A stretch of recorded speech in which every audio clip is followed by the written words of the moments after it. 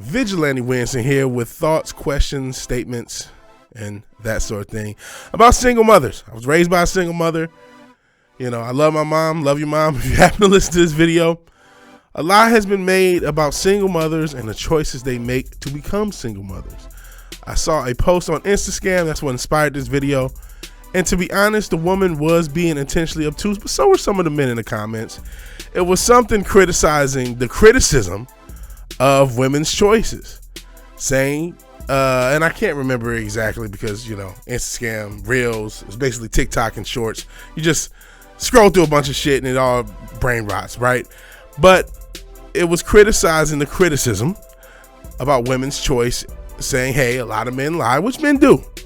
A lot of men are scumbags. A lot of men love bomb, all this other stuff. So I wanted to explain for the women who don't understand why that criticism is levied and try to bridge the gap, because there's such a gender divide, not only on the internet, but in real life. Our whole birth rate as a species across the board in this country and other countries across the world is plummeting. We are not coupling up. We are not marrying each other. We are not, ironically, having kids at a high enough clip to replace ourselves long term. Some countries have already gone under that line where they're not having enough kids to replace the amount of people who die. And the U.S., we're like right there. And that's why a lot has been made about the abortion laws, because that actually, with how many kids get aborted per year, that is the difference between whether or not we replace ourselves as Americans.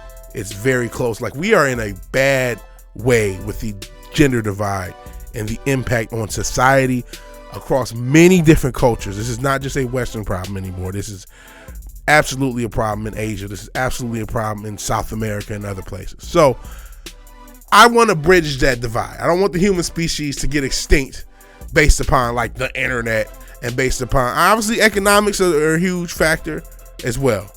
But there's a lot of divisiveness. There's a lot of angst that makes that, you know, there were economic plights that people still coupled up and had kids under the guise of either the Most High is going to make a way or we're going to make a way, and that's not happening. I think the gender divide, the cultural gender war, so to speak, has a lot to do with it. So let's address a big key of it, the single motherhood thing. Let's go back. We're talking about the past. Let's go back. We are here to talk about the past. Let's go back as far as just America, because I can't speak for any other country. I can speak to the statistics, but I can't speak to the culture. And hell, I wasn't around 100 years ago. I ain't that old. But throughout history, if you look at single motherhood, if you go the first half of the past century, or if you add the past century in the 24 years, first 60 plus years, even longer, you can go up until maybe the late 70s. Don't get me wrong, throughout this whole time, there was that culture of you're a floozy, you know what I mean? That still existed, so I don't want to act like that didn't exist.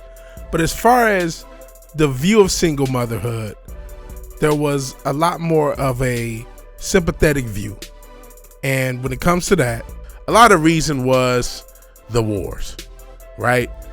World War I, World War II, the Korean War, Vietnam. Oh, you lost your husband in the war, and thus you must raise your kid alone. That's such a sad thing. Oh my goodness. Oh man. It was a societal tragedy. Oh, this kid doesn't have a father. That's sad, you know. Not only that, maybe he made it through the war, but let's be honest, a lot of those factories, this might even go into the 90s, a lot of factories that we did have when we were manufacturing things in this country, they weren't quite up to snuff, right? And that's one of the dark elements about manufacturing as a whole. But a lot of it wasn't up to snuff. A lot of people may drop dead 45, early 50s, early 30s sometimes. Oh, this kid, oh man, his dad just had a heart attack. He's dying without a, he's living without a father. Not dying without a father, but he's living without a father. His father died. Oh man, this is a tragedy. And so the perception was a single mother, we have to do everything we can. It's a tragedy. And then from about the late 70s, 80s, 90s on, even though some of this is still got some shitty factories, people still drop dead at an early age, but the wars weren't as frequent. I mean, you did have Desert Storm and then later on Afghanistan and a lot of Middle East stuff, so let's not act like There's no impact, but it wasn't quite the same as Vietnam and back, right? And so then the narrative about single mothers, oh, this deadbeat, how dare he leave his child? And never mind all the wives and women who didn't allow their sons or daughters to see their father just for some bitter, arbitrary reason. That'll come up later, but that's a huge part of it. You know what I mean? But doesn't matter. He's a deadbeat. Oh my goodness. And that was the unilateral narrative about why single mothers were. It is 100% the man's fault this woman is a single mother. That was the narrative for 30, 40 years until very recently, where the quote unquote rise of the red pill, rise of the manosphere, and now the narrative is, oh, you chose him. And a lot of women, some are being obtuse. The commenter or the Insta scammer who started this thread and started and inspired this video, she was being intentionally obtuse to some of the comments. Some of the comments were, you know, you let him hit it wrong. You didn't have second thoughts. Now you a single mom. Now you a single mom. I didn't put auto-tune on it, so it's not that great. But I love that song. And I never even heard the Agora Hills full version. I just like that song. In any event, you know, there were some comments kind of needle and trolling her, but there were comments that did a good job of summing up the explanation. And that is, yes, there are absolutely dudes who are manipulative. There are absolutely men who, you know, love bomb, promise things they don't even plan on delivering, and that legitimately fool women into thinking they are a totally different person than they are. However, there are also a lot of women who find toxic traits attractive. Thus, when they go for the quote unquote, and I hate using this term, bad boy, shout out to Diddy, shout out to baby oil that's spiked with hallucinogens or memory fucked up stuff, whatever, GHB. In any event, all that aside, if you go for a bad boy and he ends up a bad man, you made that decision. And what wasn't put in the comment, and she was obtuse to that, so that's why I'm like, all right, you understand what the criticism is based on. These are two things that women don't acknowledge. The first was what I just said, that a lot of women find toxic traits attractive. There's a lot of videos, those same type of interviews that got the huck to a girl. You can find videos of girls saying they don't want a guy that's too nice or a guy that likes them. They want a guy that's toxic. They want a guy that's a bad boy, whatever. The other thing that women don't want to acknowledge is y'all don't like men. Y'all don't find most men attractive. So you can't blame men for y'all being single mothers, because most men don't even have sex anymore. Going back to the statistics about how we're not replacing ourselves, what is it, 60-70% of men haven't had sex the past year? You are choosing for from a smaller pool of men that you have created. So that's why you get so much blame. I'm sorry. You don't want most men. So most men aren't even involved in this process. That's why people say you chose them. Long and short, you don't choose most men. I'm not saying you should or shouldn't. I'm not telling you what to do. I'm telling you what you've done. I'm telling you the statistical, and please check me on the stats. Please correct me. Please comment. Question, comment, agree, disagree. Let's talk about it. But unfortunately, a lot of women don't find most men attractive, and that's fine. You don't have to. But if you only find a small pool of men attractive, you cannot then blame all men for what happens to you, especially when it's this statistically significant for this wide of a thing. Again, if 60 to 70% of men aren't having sex, they cannot be blamed for you being a single mother, because they're not the ones impregnating you. So, unfortunately, with, you know, quote unquote sexual liberation, with a post Me Too world, and why is that relevant? Well, a lot of the places that men met women and people dated and people met each other were school and work.